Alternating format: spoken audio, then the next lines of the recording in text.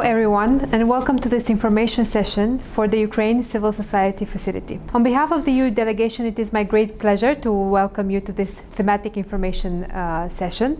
My name is Sinziana Poiana. I work for the EU delegation to Ukraine, and I cover civil society support there. The reason you're here is because you are interested in one of the lots that make available funding for civil society organizations within our recently launched call on the 16th of June. In this session, you will hear more of why we chose this specific thematic priority, what do we expect from civil society to deliver, why do we focus on certain types of actions, why do we choose certain type of organizations to be eligible to apply and access this funding. So for the next 45 minutes or so, you will hear presentations from colleagues from the EU delegation to Ukraine who will speak to you about the specific sector you are interested in, but also we will take some of your questions that you submitted through your registration form and try to answer them as good as possible and as interesting for you as possible.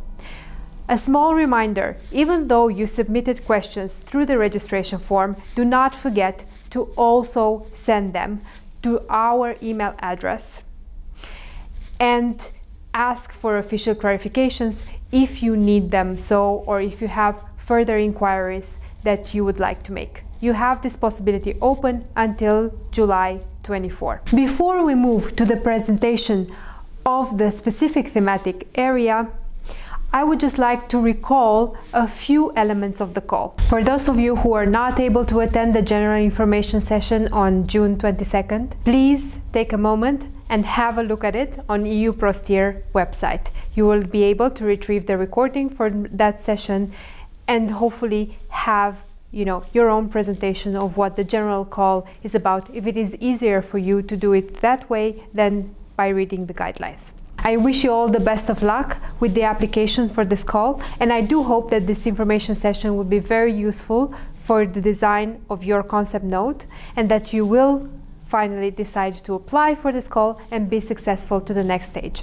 Until then, deadline 14th of August, remember, stay well and safe.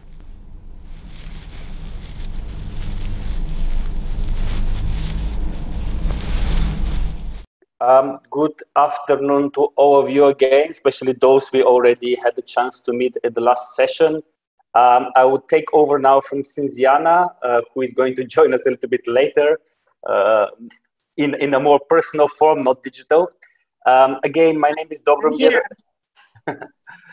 My name is Dobromir Christoph, and I'm project manager in the EU delegation Operation 1 section. Not only covering the public administration reform, as it was said in the previous session, but I also cover the horizontal support to the implementation of the association agreement. So I would have, I will do the first presentation. I will just apologize because my battery is running low. It seems that I have to switch on, and I'll just join you in a second. But I'm going to do the first presentation on the association agreement just in a second. I'm just going to share the presentation. So while Dobro is settling in, maybe just a couple of points. You probably noticed that this is quite a big lot, probably the second largest within this call, making available €2 million. So basically, this session we will go over the elements of the association agreement, as Dobro has mentioned, but also to why it is important to have think tanks on board for the monitoring and supporting the implementation of the association agreement, but also why do we believe that investment in think tanks as part of the Ukrainian civic landscape is important for us, and what do we expect from that end, looking at capacity development of think tanks, to which we also see their participation in monitoring and implementing the association agreement as being also a mean.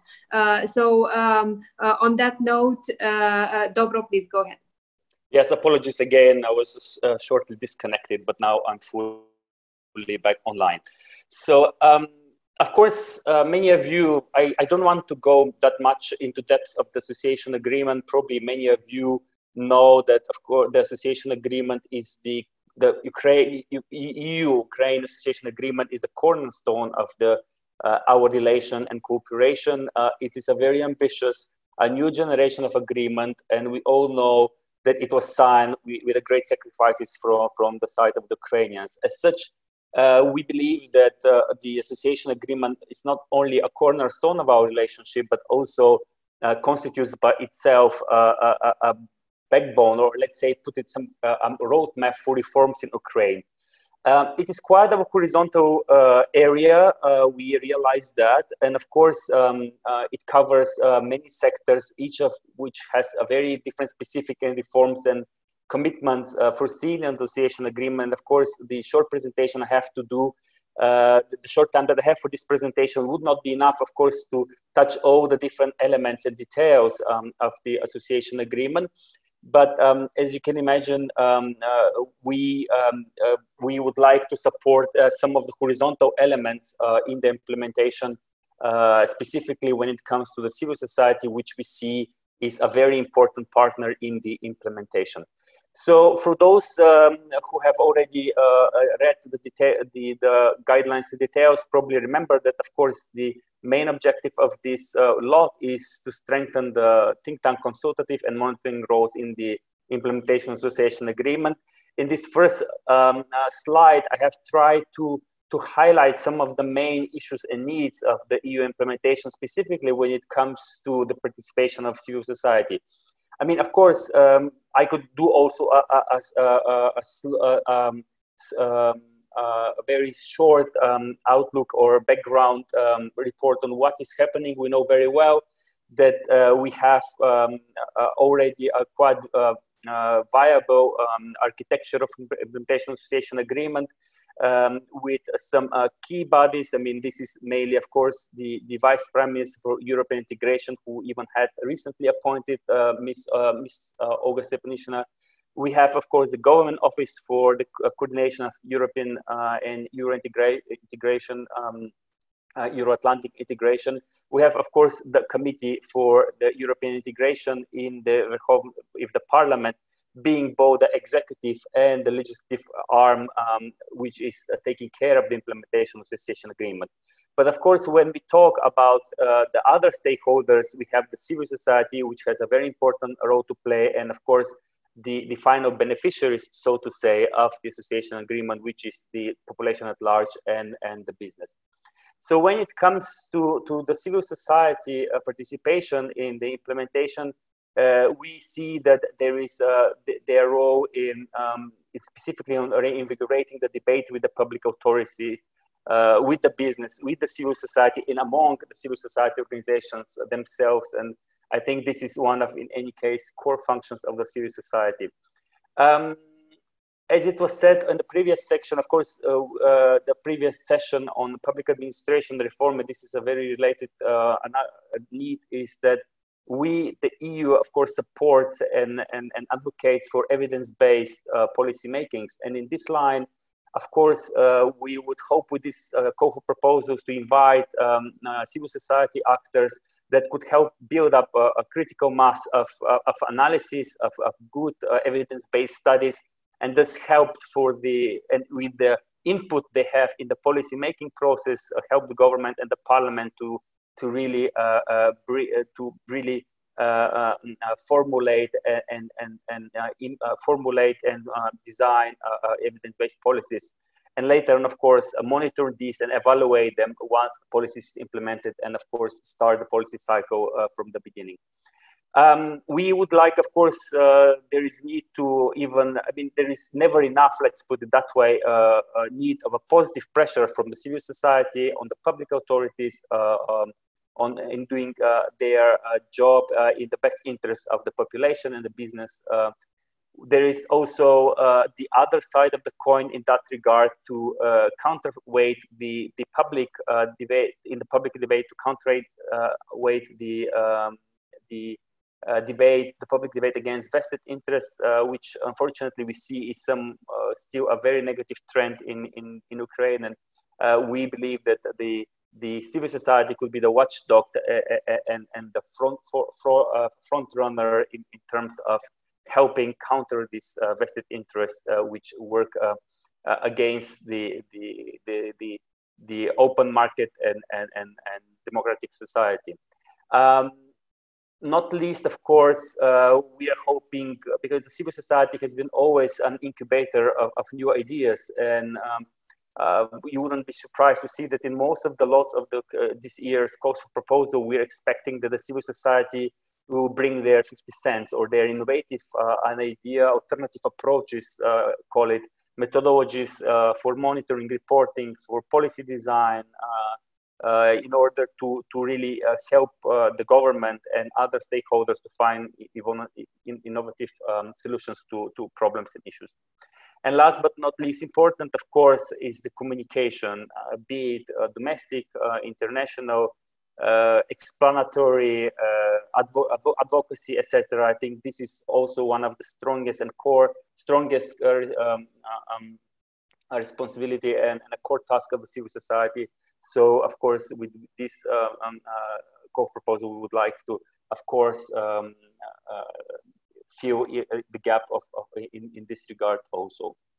How does this tie up with the EU policy line? Of course, as I said earlier, the association agreement is a horizontal area. It covers different sectoral reforms and areas. So it would be very difficult, of course, to list in the short time all the different policy lines and sectoral reforms that EU supports in the different sectors. But I decided here to bring up the points that that are related to link to the civil society in the EU association agreement policy context. Of course, as I said, the strong advocacy role in the participation of the civil society has been supported by the European Union across the world globally. So this is it's not surprise that this comes as within the policy line of the EU support to civil society organizations. But when it comes specifically to association agreement, of course, we rest on Article 469 of the agreement, which calls for creating a civil society platform which could really closely monitor the implementation of the association agreement and engage with governments, government in the implementation. The civil society platform, of course, it includes also civil society side on the European side, so it's kind of bilateral platform, but in a way, both sides of the platform are supposed to follow the process of implementation of the association agreement on both sides and consult mutually while being engaged with their particular sides. In the case of Ukraine, this is the government of Ukraine. Of course, another element of the policy line, the civil society in the AA context is promoting government accountability through the mechanism of engagement of civil society and then monitoring the government's work. This is also in line with the EU-supported OECD Sigma principles, and many of you probably heard a lot about that in the previous presentations. Of course, EU also supports the plurality and diversity all around the world. So, of course, this is also a line that which EU supports with this call for proposal, basically making the public governance domain more diverse and respecting plurality. Last but not least important, of course, as I said, there are specific articles in the association agreement which link to the civil society and the work of all the stakeholders, and one such is the preamble and then Article 2 of the association agreement, which calls all sides and all stakeholders of the implementation to promote and respect the values, horizontal principles and aims of the association, which are also principles and aims of European Union. When it comes to types of actions that we have proposed for these specific call for proposals, I have divided them in three horizontal pillars or groups or clusters. One of them, this is the capacity element, where of course the call for proposal is supposed to support first and foremost the nourishing technical expertise in civil society actors, improving their analytical or soft skills like advocating, communicating, being a good negotiator when it comes to engaging with the government, etc., etc. And of course, we have the re-granting scheme, which or the support to third parties, which since Jana is going to explain a little bit later, but it is also, I see it as a way of raising the capacity of the sub-grantees, that you or the organization that will be granted the project, the contract will have to provide such a capacity. Enabling element, basically this is again deals with the overall network effect, or trying to support, enable, create an enabling environment for the civil society work in this area. So building different mechanisms of coordination, dialogue between the civil society. As I said, we have an institutional body under the association agreement, which is called the Civil Society Platform, but of course, this could be more formal or informal different networks that or dialogues that are created by the civil society organizations. But of course, again, the very important is to build bridges with the government and the Verkhovna Rada of Ukraine and other stakeholders like the business or population at large.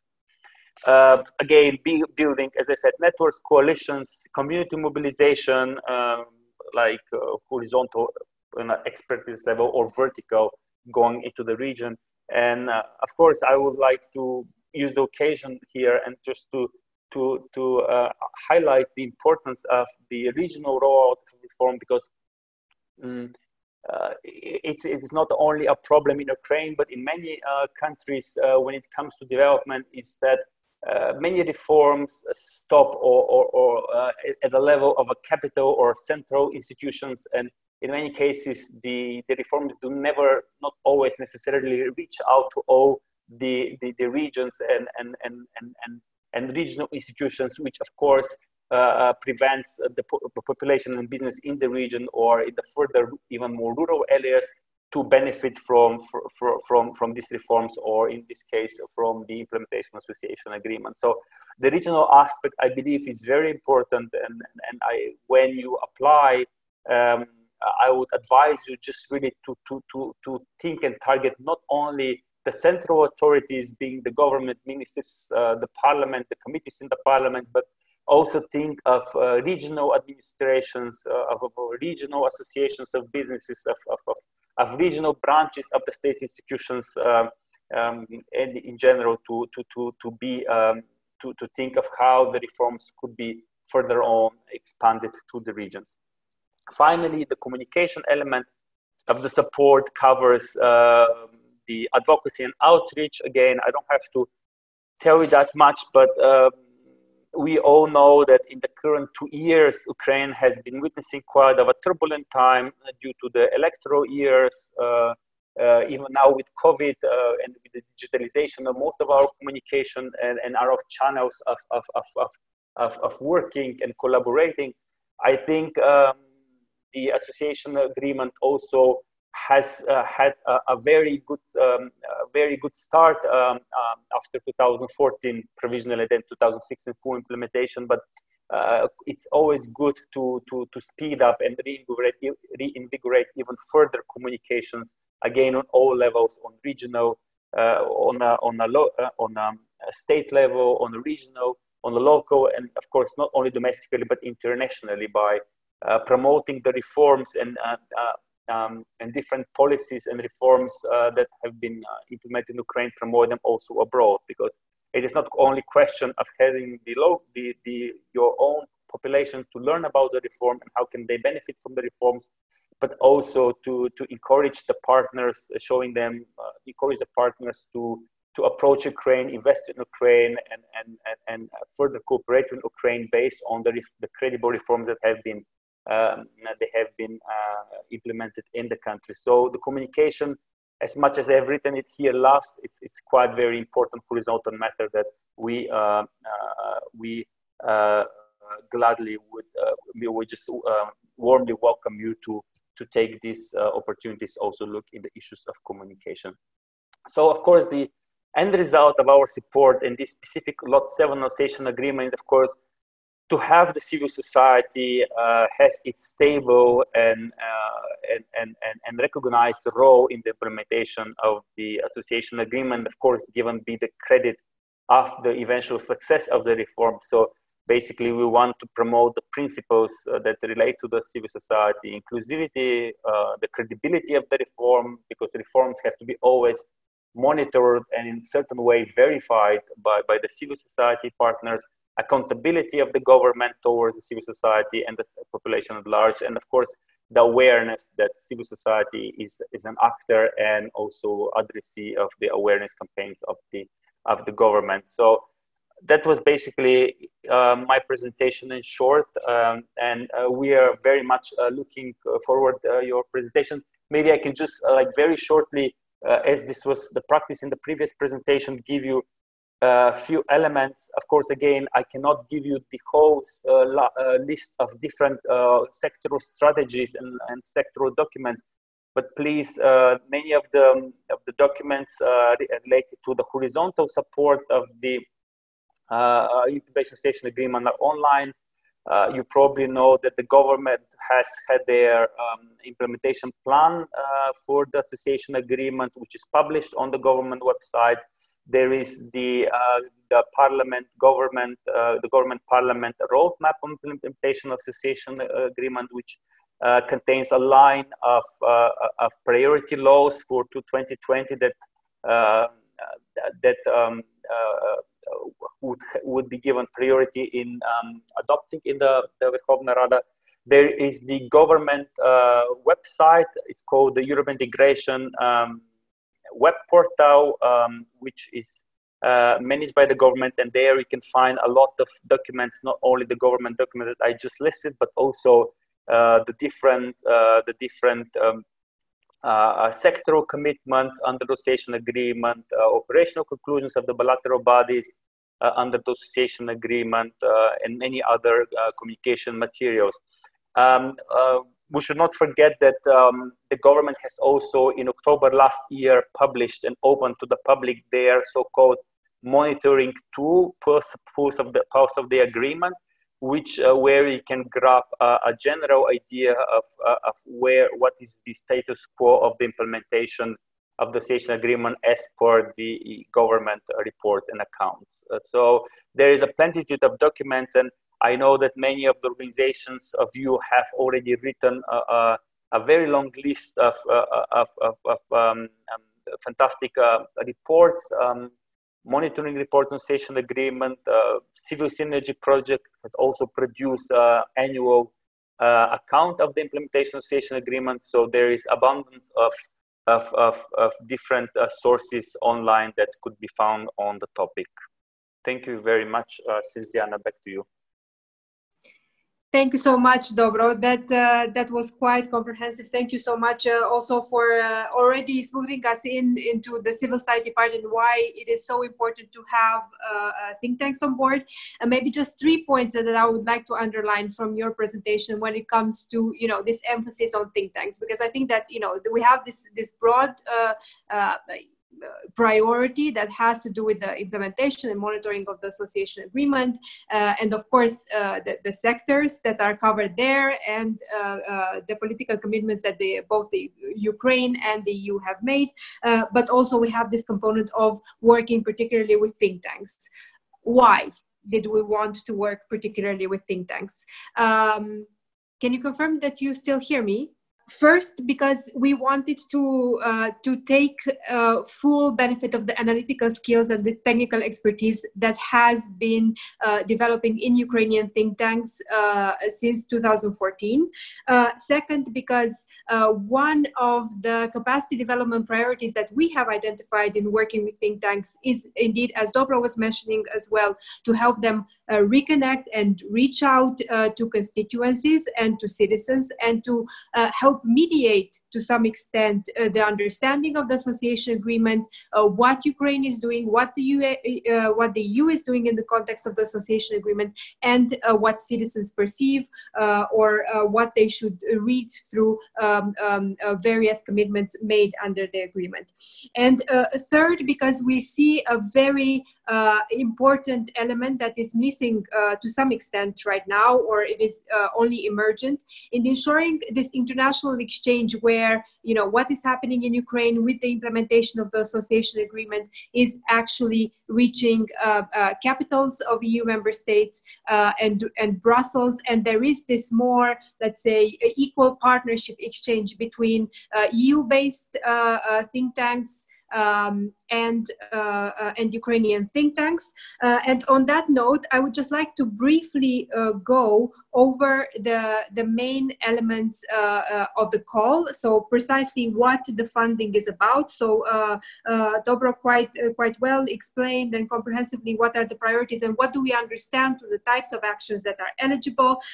However, just very briefly, what is the funding that is made available? So for this lot, we have 2 million euro that is available. We expect to receive proposals that request a minimum of 1 million euro EU contribution and a maximum of 2 million euro. So you can already see that we have an intention to finance minimum 1, maximum 2 projects. So this will give you an idea also of you know, the level of concentration and maybe how wide the topics that we expect are supposed to be. The organizations that are eligible are civil society organizations registered in Ukraine or European Union member states or EEA member states or other Eastern Partnership countries. Again, of course, the end objective is to support civil society organizations in Ukraine, but for this particular lot, we do see really a very important element of international exchange, of understanding what is the, let's say, the public opinion perception on the EU side, what does the EU side say, and there we wanted to leave it open for you to enter into partnership with think tanks from the EU, or maybe you would like to exchange with other associated countries, which is why Eastern Partnership based organizations and think tanks are also eligible to apply. You also probably noticed already that we have an emphasis on platforms, networks, and consortia. Again, this is for us to say, okay, we have large-scale projects for which we expect to have a very wide and significant impact. At the same time, we expect organizations to really, you know, come together around various multiple topics of the association agreement and basically support also each other in monitoring and implementing the agreement. What is the difference between, I mean, by definition, platforms, networks, and consortia of civil society organizations are also part of our civil society organization, but for this lot, we will give a preference to those applications that can prove that they are they have some past cooperation, or that they have an understanding of, you know, what their common objective as a platform network of consortia is. In the case of a consortia, that they have a clear distribution of tasks, either geographical or sectorial, and that you know, everyone has a clear idea of what is the technical input that they are bringing into designing this project and to carrying it out. Dobro already explained what are the types of actions. This presentation is recorded, so you will be able to refer back to it before the deadline, preferably. he gave you a more structured understanding of where our types of actions were picked up from, and what do they mean. But you can see them all spelled out under on page 23 of the guidelines. Note that the list is not exhaustive. It is just what we were able to identify and what we found meaningful, also based on the consultations with you as to what civil society can deliver and expects for us to fund. Another very important point, also because your application may be disqualified if this element is not there. Dobro was already mentioning financial support to third parties. Again, I mean, we would not be able to argue credibly this element of supporting think tanks to reach out to constituencies and to engage with citizens and awareness raising if there wouldn't be some multiplication of this support. And this is where we see this added value of financial support to third parties, and this is why it is mandatory under this law. The most common form of financial support to third parties is when an EU partner receives funds to launch a call for proposals for various types of grants.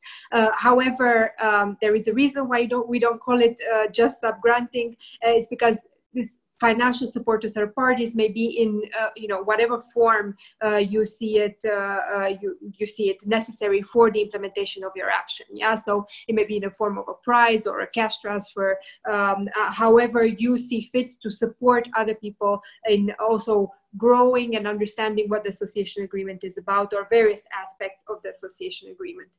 Now, I would not like to go for much longer, because actually under this lot, through your registration forms, we received a significant number of questions. To be more precise, 50 questions. Some of them are quite general, so we already answered, or again, I would like to encourage you all to revisit the general information session on June 22nd. That is available on the EU Prosty website. It will be posted on the website of the EU delegation as well. But basically, that gives you also a general understanding of the call. But still, let's go through the questions one by one. And Dobro, I will invite you to step in whenever a more, let's say, association agreement question has arrived. So, can the sector-specific project ideas be successful within Lot 7? So, in principle, you will not be disqualified if you are focusing on one sector, but you need to be convincing, right? So, from the size of the project, from the fact that we asked for an extensive partnership, that is a criteria for evaluation, yeah? So, you need to think also, looking at the evaluation grid for the concept note, what will give you more advantage if you would like to move to the next stage, yeah? So you may focus on one sector, but then you need to make a compelling argument on why this is so important for both, think tank capacity development and implementation of the association agreement. Of course, then there's the question of sector definition. I think, in the association agreement, the sector definition is quite narrow. If you look at the OECD DAC list, then it's even narrower.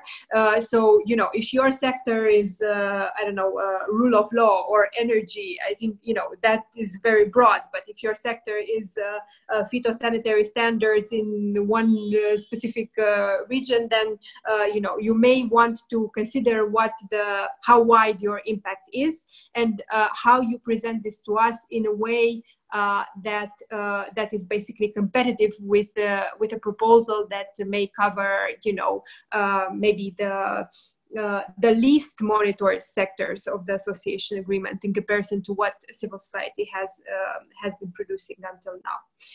Eligibility criteria for Lot 7, we already mentioned them. So a registered civil society organization, a preference for networks, platforms, and the consortia, registered in Ukraine, EU, EEA, or Eastern Partnership.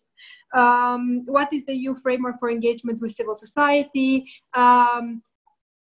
I would like to invite you again to revise the June 22nd information session. There I give a little bit more details, but for your easy reference, the EU roadmap for engagement with civil society, which you can find online, will give you an overview of our macro priorities, micro priorities, and everything that we plan to do. In fact, it was the basis for this call for proposals. Financial demands for the lead in the lot 7. I'm not sure this is very clear. If there is something that is not in the guidelines, and this goes for all the questions, please write a clarification request to the EU delegation functional mailbox, as stated in the guidelines. So delegation, Ukraine, civil society. How to better understand the priorities of this specific call and lot. I hope that this presentation basically clarified what we are aiming to finance through this lot. What type of funding can you access? We are making available grants with an EU contribution of 60% to 90% of the total available total cost of the action. So you need to secure at least 10% co-funding. What is important to note is that in the case of co-funding, now we have the possibility to consider to some extent volunteer work and unpaid work of interns as co-funding. So you may want to take advantage of this possibility. What are the main typical mistakes in preparing the concept note? A very, very big one. So first of all, I would like to already encourage you to attend the initial training on concept note preparation tomorrow at 11. If you haven't had the chance to register, it will be streamed on Facebook on the EU Proster website. So a very big one is the fact that I think it's a natural tendency.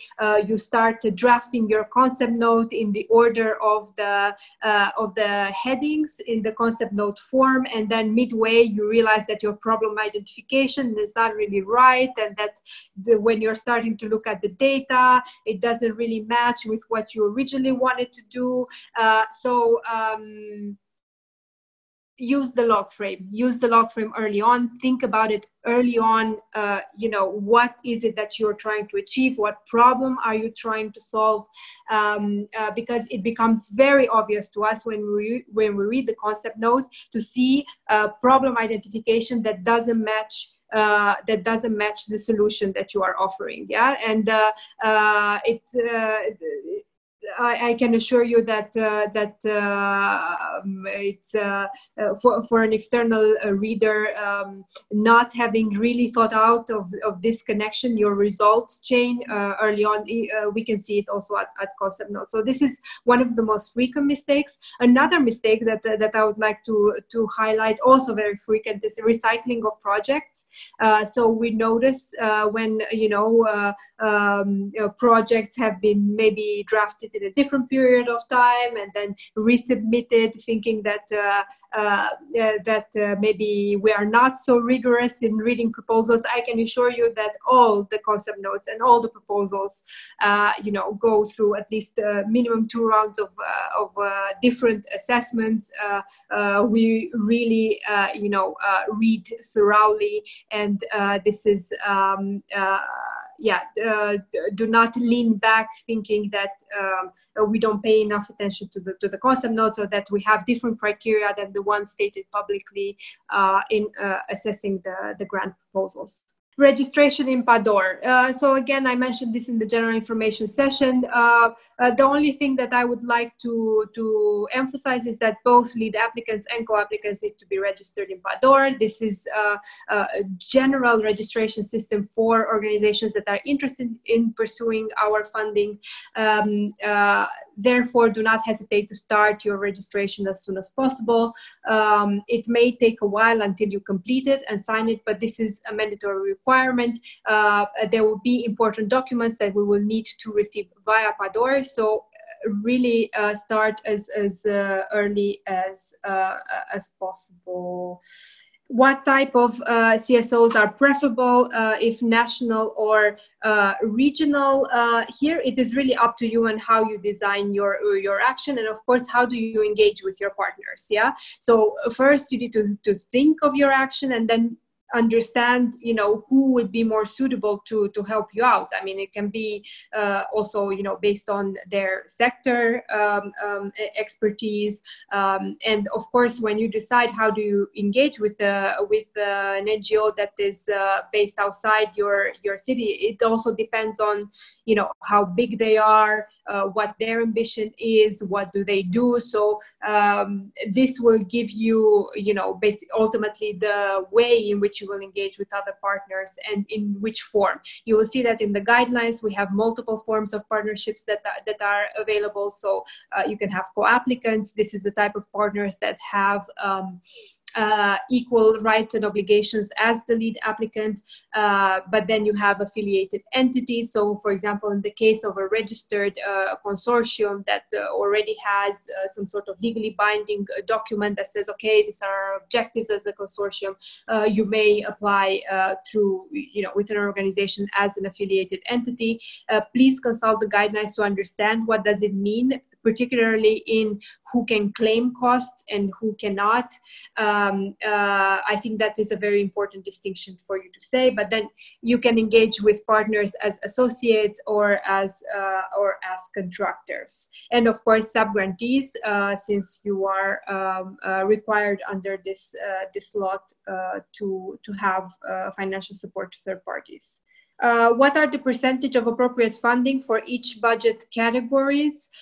We don't have such a division. The only very strict requirement is that, well, actually two very strict requirements. First, whatever costs you would include. So you don't have to submit the budget at this stage. But if you make it to full application stage, all the costs that would be booked for this action need to be used to implement this action. So this is a basic principle. And then we have a very strict requirement that a maximum of 7% of the total cost of the action. It can be indirect costs. So this is indirect costs. These are costs that are not necessarily linked to the implementation of the action. They can be, you know, going towards a contribution to your office space or electricity bills or whatever you may consider it relevant, but we don't have any restrictions. There are some restrictions related to costs that are not eligible. There's a list in the guidelines, so please consult it.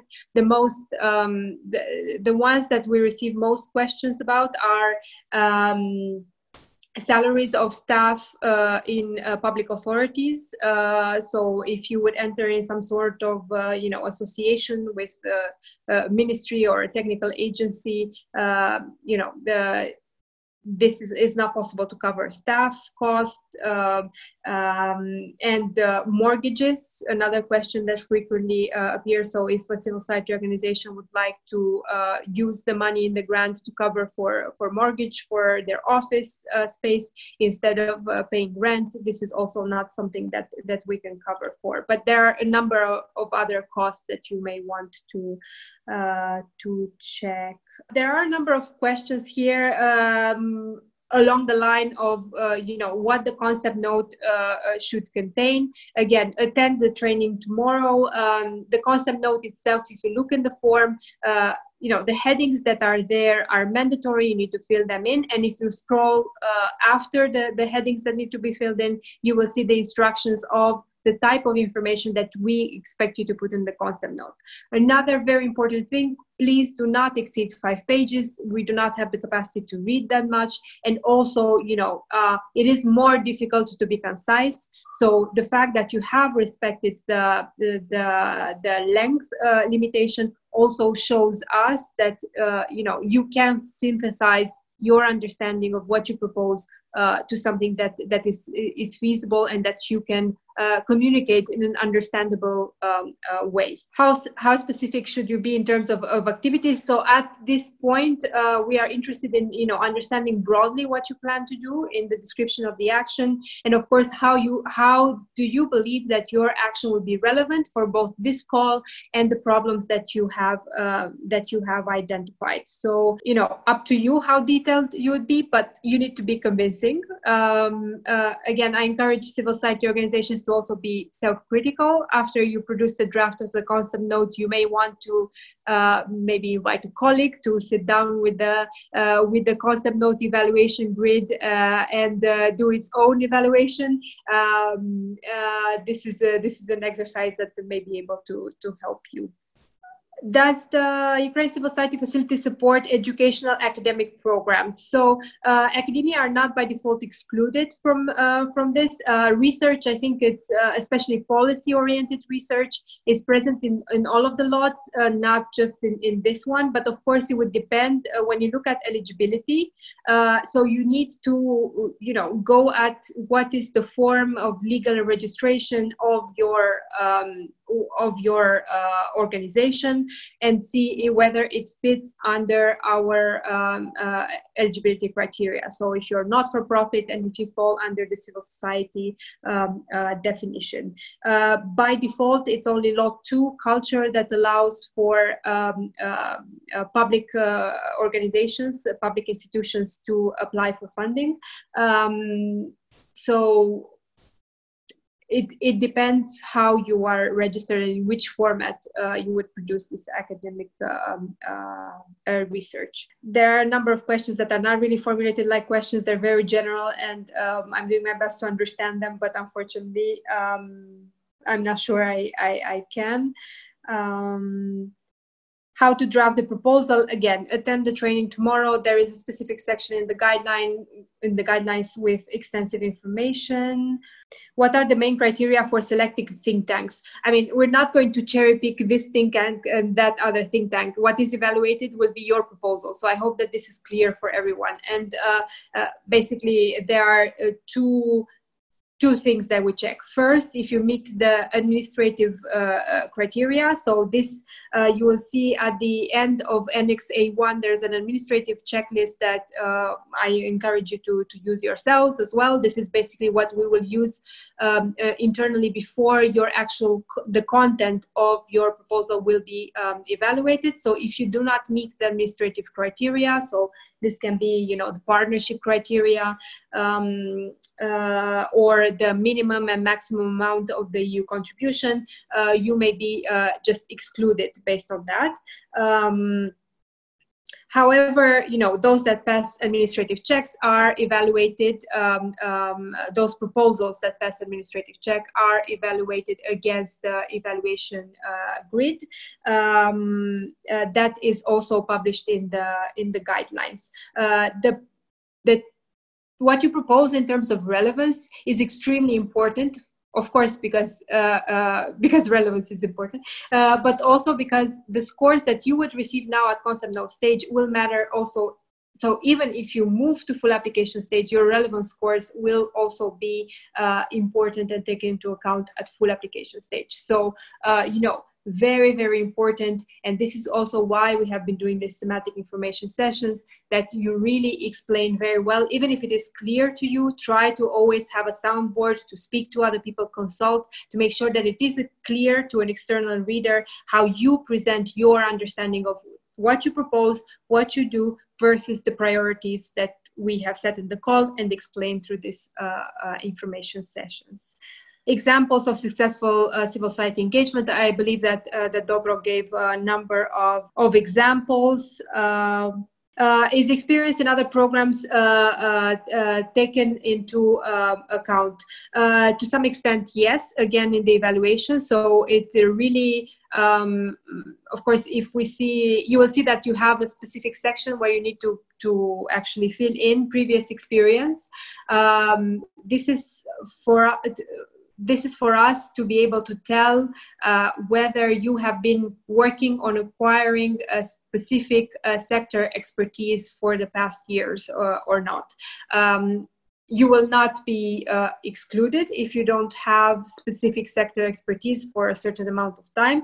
However, to be competitive, of course, you need to prove that your application, the project you propose, is coming from a place where the core business of your organization has some sector technical expertise. If you have questions that remain unanswered, I would really like to encourage you to send it to the EU Delegation functional mailbox. Please consult again the guidelines. They are really the Bible for this call. All the information that you need, as far as we're concerned, is already in the guidelines or in the rest of the annexes that come in the application pack. And on that note, I would like to first of all thank you very much, Dobro. Again, your second presentation today. Really appreciate the overview that you gave us on the association agreement and the role of civil society there. And thank you very much to all for having joined this session. I hope to see as many of you tomorrow for the training on the initial training on drafting a concept note. On that note, the best of luck with drafting and submitting your concept note. Goodbye. Goodbye.